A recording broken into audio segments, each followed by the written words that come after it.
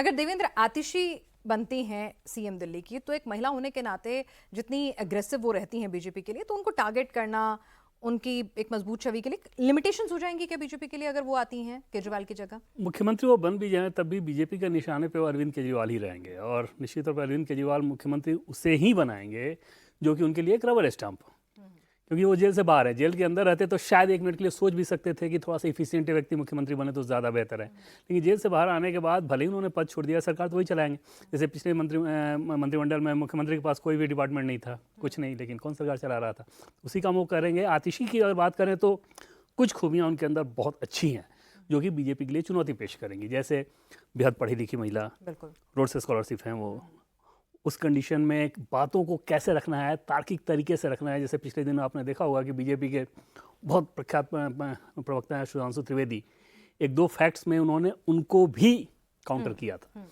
तो इस तरीके से अगर बात करने वाली शख्सियत सामने हों तो बीजेपी के लिए थोड़ी सी एक चुनौती तो होगी, प्लस महिला हैं। हालांकि ये ज़रूर है कि क्योंकि उनका अपना कोई करिश्मा ऐसा नहीं रहेगा जनाधार के मामले में, जैसे भास्कर बता भी रहे थे कि विधायक के तौर पे अगर आप देखें तो वहाँ उनके अपने क्षेत्र में समस्या है, तो उस कंडीशन में कोई जनाधार वाली बात नहीं है, और निशाने पे अरविंद केजरीवाल ही रहेंगे बीजेपी के लिहाज से। और आज भी बीजेपी ने गिनाया बाकायदा कि कितने मुख्यमंत्री ऐसे थे जो कि गैर बीजेपी शासन वाले राज्य में जेल में गए थे और जेल में जाते ही उन्होंने इस्तीफा दिया था। चाहे करुणानिधि की बात करें, लालू प्रसाद यादव की बात करें, ऐसे कई नाम थे, जयललिता, अरविंद केजरीवाल या हेमंत सोरेन, ये दो लोग ही बीजेपी शासन में गए हैं जेल में, बावजूद इस्तीफा नहीं दिया गया। तो इस तरह के नैरेटिव को बीजेपी आगे बढ़ाएगी।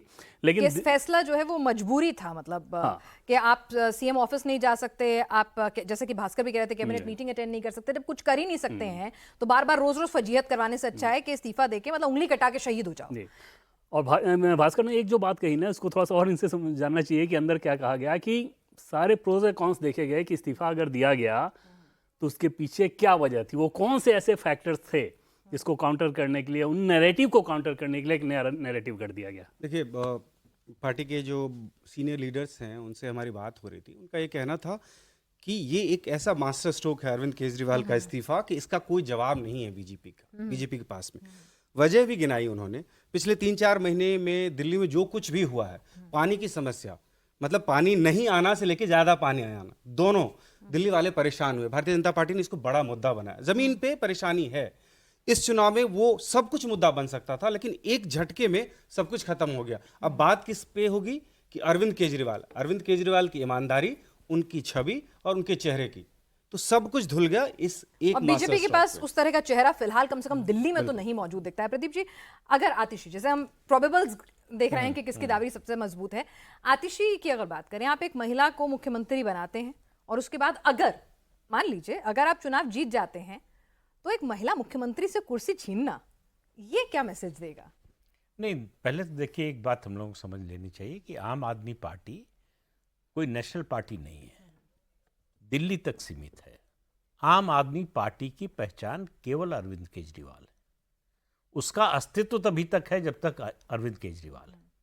कोई मुख्यमंत्री बन जाए, कोई उप मुख्यमंत्री बन जाए, कोई कन्वीनर बन जाए पार्टी का, अरविंद केजरीवाल जब तक हैं तब तक अरविंद केजरीवाल ही आम आदमी पार्टी है। तो इसलिए बीजेपी का, कांग्रेस का, दोनों का हमला उन्हीं पर रहेगा। और बीजेपी के पास फेस नहीं है, ये बात सही है, लेकिन इससे चुनाव का फैसला नहीं होगा। चुनाव में फैसला जो है, मतलब अगर बीजेपी की दृष्टि से आप देखें कि क्या उसके चांसेस बनते हैं, क्या वो तभी बनेंगे जब कांग्रेस उठेगी। कांग्रेस 20% से ज़्यादा वोट लेकर आएगी तो बीजेपी के आने के चांसेस है, चेहरा हो या ना हो। लेकिन अगर कांग्रेस 20% के नीचे रहेगी तो अरविंद केजरीवाल को फिर से सत्ता में आने से कोई रोक नहीं सकता है। दूसरी बात, किसी को भी बना दें आप, समय इतना कम है, वो लेम डक होगा, वो कोई बड़ा फैसला नहीं ले पाएगा। अगर जो चैलेंज कर रहे हैं अरविंद केजरीवाल की चुनाव करा दीजिए अभी, मान लीजिए चुनाव की घोषणा हो जाए, फिर तो आप कोई फैसला भी नहीं ले पाएंगे, कोई बड़ा डिसीजन ले ही नहीं सकते हैं। तो इसलिए अरविंद केजरीवाल मुख्यमंत्री के रूप में काम करें ना करें, फैसले वही होंगे जो वो चाहेंगे। तो दूसरी बात यह है कि ये विधानसभा भंग क्यों नहीं कराई। देखिए, विधानसभा भंग कराने का मकसद क्या होता कि तुरंत चुनाव हो जाए, लेकिन चुनाव आयोग चुनाव करा देता, ये ज़रूरी नहीं है। आप 2002 याद कीजिए, यही सोच के जो है नरेंद्र मोदी ने विधानसभा भंग करा दी थी। जीएम लिंगडो उस समय चीफ इलेक्शन कमिश्नर थे, उन्होंने कहा हम तो समय पर चुनाव कराएंगे। तो सरकार जो है उन्होंने चुनाव दिसंबर में होने थे, दिसंबर में ही कराए। फरवरी या मार्च में उन्होंने भंग की थी विधानसभा, उस समय चुनाव कराने से मना कर दिया कि तय समय पर होंगे चुनाव। अब फंस गए भाई, सरकार लेमडक हो गई, आपने विधानसभा भंग कर दी, कोई बड़ा फैसला, नीतिगत फैसला ले नहीं सकते। लेकिन उस समय का माहौल अलग था, नेतृत्व अलग था, पार्टी अलग, और गुजरात की परिस्थिति अलग, वो सब अलग बातें थी। तो अरविंद केजरीवाल को मालूम था कि हम विधानसभा भंग कर देंगे, तब भी जरूरी नहीं है कि जब हम चाहते हैं तब चुनाव हो जाए। एक बात तो ये थी। दूसरा, वो इस समय जो है विधानसभा से बाहर के किसी व्यक्ति को मुख्यमंत्री बना ही नहीं सकते हैं। ये जो बार बार लोग कहते हैं ना कि 6 महीने कोई भी बिना विधायक या सांसद रहे मंत्री बन सकता है, उसके साथ शर्त है। आप याद कीजिए 2017 सुप्रीम कोर्ट का एक जजमेंट पंजाब के बारे में आया। चुनाव से 6 महीने पहले जो है, 6 या 7 महीने पहले 2 मंत्री बनाए गए। मामला सुप्रीम कोर्ट में गया, सुप्रीम कोर्ट ने दोनों से कहा इस्तीफा दे दीजिए, क्योंकि 6 महीने का ये नियम तो है, संविधान में प्रावधान है कि 6 महीने बिना किसी सदन का सदस्य हुए आप मंत्री, मुख्यमंत्री या प्रधानमंत्री रह सकते हैं। लेकिन जब आप मंत्रिमंडल में शामिल हो रहे हैं या पद ग्रहण कर रहे हैं, तब कोई ना कोई सीट खाली होनी चाहिए जहां से आपके आने की संभावना हो। तो जहां बाई कैमरल हाउस है वहां तो आप विधान परिषद से आ जाएंगे या संसद में राज्यसभा से आ जाएंगे। लेकिन जहां बाई कैमरल हाउस नहीं है, वहां तो विधानसभा की सीट खाली होना जरूरी ही है। और नियम ये है, इलेक्शन कमीशन कहेगा कि भाई अब चुनाव में जो है 1 साल क्या 6 महीने से भी कम समय रह गया, तो अब चुनाव की जरूरत ही नहीं है, तो आप चुनकर आ ही नहीं सकते हैं उस नियम के होते हुए भी। तो इसलिए ये सब बातें, ऐसा नहीं कि अरविंद केजरीवाल को पता नहीं है, उनको सब पता है।